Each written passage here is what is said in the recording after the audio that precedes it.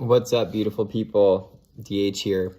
Wanted to do a quick video on parenting and some of the programs that we allow to fester and to lead us and to guide us sometimes as parents. And for those of you that don't know, I have 3 children, and I'm living this single dad life in North Austin, Texas. Their mom is involved. She just doesn't live here physically. So, but in the same, a lot of these old programs have come up through the years, and I think it's interesting. And I wonder, and whoever's a parent is probably going to connect with some of the messages, but also I think it's important as parents to continue to grow and evolve and know that some of these old programs, they're archaic and they're old, and we've carried them from our grandparents and their grandparents and their grandparents, and then filtered through our parents to us, and then we have children, and it takes some time to let go of a lot of those things. And it's not, and you can't skip the experience. I mean, you just have to, you got to live it. And you can read every parenting book and go to every parenting seminar and probably take therapy and get counseling and bring them into different structures, societally, institutionally, to help create boundaries. But we can't be controlled. We just can't. We are constantly evolving beings. And then you bring other little people in this world as we're on our own journey as adults, as parents, and you bring these little people that are constantly growing and evolving. And a lot of these things are just meant to allow us to contemplate if our beliefs are knowings or if they're just beliefs. And the major difference, Wayne Dyer talks about this, is the major difference in knowing and a belief is doubt. Beliefs carry doubt, and deep knowing within you, they don't. There's trust and faith and stuff in that. So some of the programs that I wrote down are, having children, and I would say having more than one child. And I would say ask why before you choose to have a child. Because many times, like, physically we can, and we think it's like societally, like it's the next step. And maybe we felt like we're always supposed to have kids, but really ask, why do I want to bring a kid? Why am I ready? Why is that the right thing? And so long as that you come to the conclusions that are within you, then it's simple, it's done. The adding the second, the third, the fourth, the fifth, however many kids you have, those are tough, right? Because there's the program of like, we don't want them to be on their own. We grew up with brothers and sisters, and that was amazing, and we're so close now. But that's a program that we try to create. Like, we're projecting that they're going to get along and they're going to love each other, and they're going to bring peace and harmony and expansion and love to the house, and they'll be best friends when we're long and gone. But we don't necessarily evaluate that the struggle of dividing your energy as a parent, and also the effect it has on the oldest child, of that they don't get the attention, or they don't get the love, or they don't get the intention from their parents. And then you add another one, and then a dog, and then the jobs, and then there's so many layers that we add in there that the impact that we can't really measure, we can't really measure with our mind. It's the lifelong journey that really indicates the power of that. So evaluating, like, having another child and then not having another child is another program.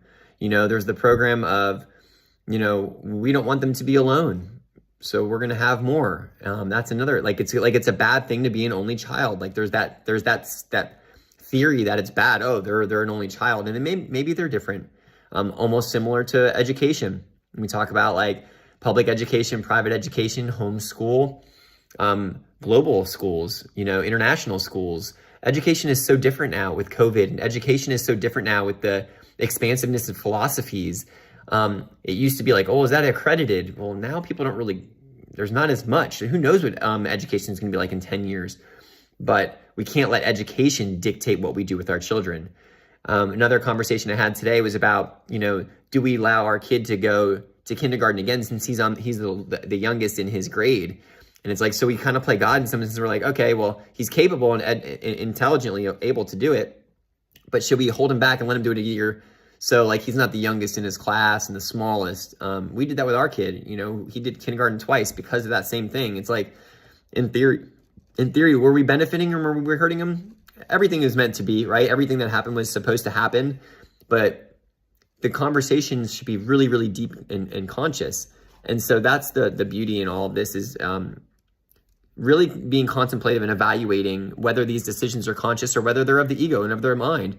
And also sometimes think, if we were in their mind, if we were in their heart, how would they feel, right? How would they feel? And I'm not going to go into the deep conversation about circumcision, but I posted something like a year and a half ago or something about it.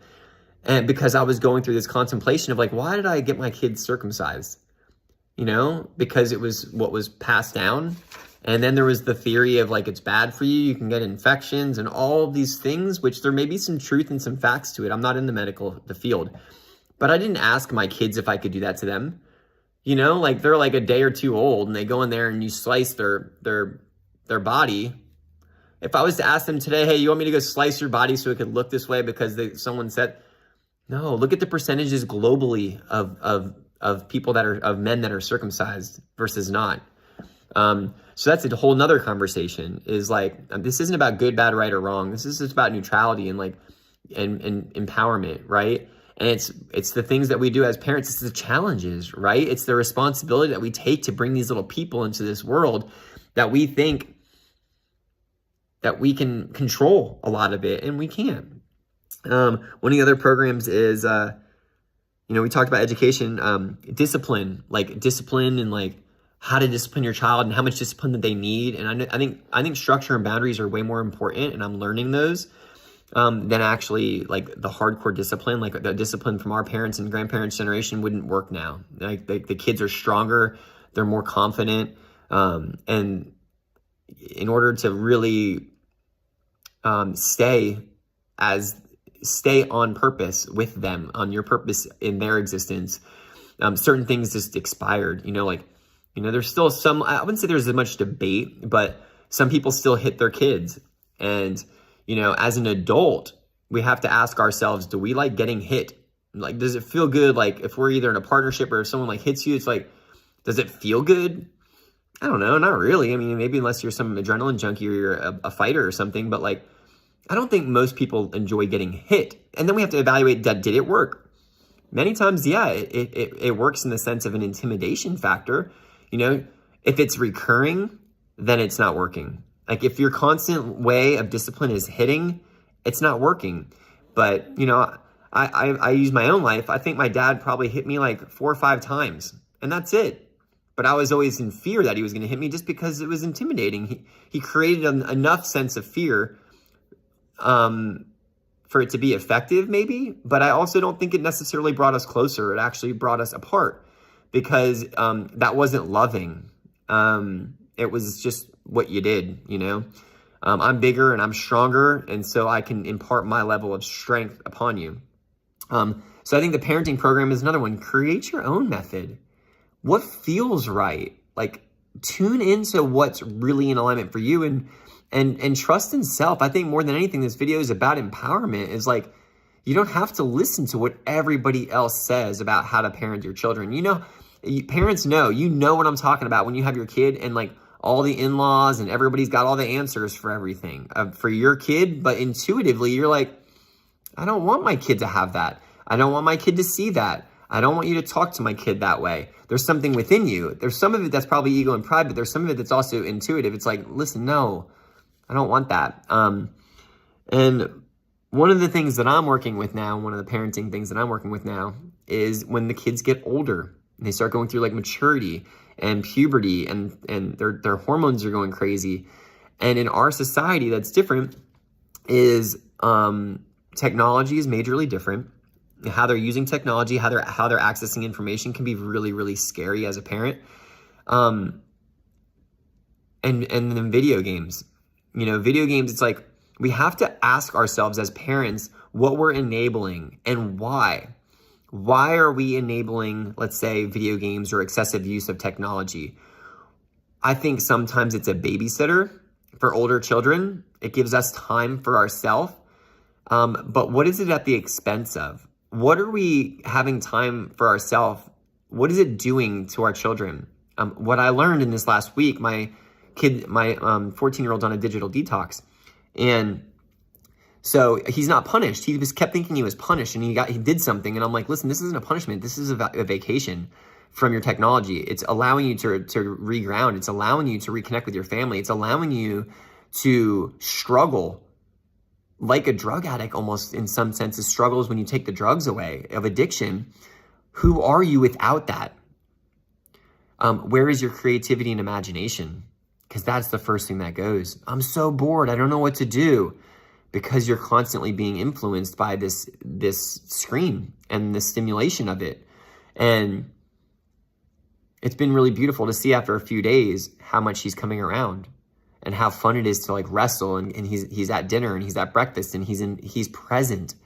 And the energy of the house, it elevates because there's that chemistry, there's that unity, and there's that sharing of each other's gifts that we're all unique and different, but for some reason or another, universe, source, God put us all together. And so now when we're together, you hear the music. It's like you can't hear the music if not all of the notes are part of it, right? It's like reading music and there's missing notes. It just doesn't sound in union. It doesn't have the right level of frequency. So I think that it's really important for us to set healthy boundaries and not be afraid to set healthy boundaries on those technologies as a good thing, right? Because what I feel is the major takeaway from us as parents doing what we feel is, I don't like to use the words doing it right, but what feels in the highest and greatest good is when we feel gratitude from our children. Not the classic, say thank you, and please and thank you. It's like that forced like manners. It's when you feel like the real gratitude. For me, when I feel that, I feel like I've done it. I feel like I've succeeded in that moment. Not that like, can wash the hands, we're good to go, but just I've succeeded in that present moment, and the present moment being all that we have, I feel in fulfillment with my role as a parent. And that feels really good. And what happens, since we're constantly evolving and expanding beings, is I take that energy. I don't like take it literally, like I wrote it down, like always get this energy. It's like, it sticks to me. Like I've grown and I can't move backward with that old program that I may have just let go of. And so just the reason where this is all coming from is that when we find time for ourselves, allow ourselves to contemplate and allow ourselves to expand and be open to our own development and what we learn from it, and allow the children as parents, allow these children to be great teachers, because they are your greatest teachers in this world. We are not just their greatest teachers. We are not just their parent. And if you can even go beyond the physical and look at like a soul level, we're not different ages, Like the only thing that's different in age is our physical bodies. So hopefully this message has shared something, or has opened something up, or has provided you some level of perspective outside of the perspective that you share. And that is why I'm constantly a student and I'm a constant learner, is because I don't have the answers, and I'm open to the quest of finding them along the way.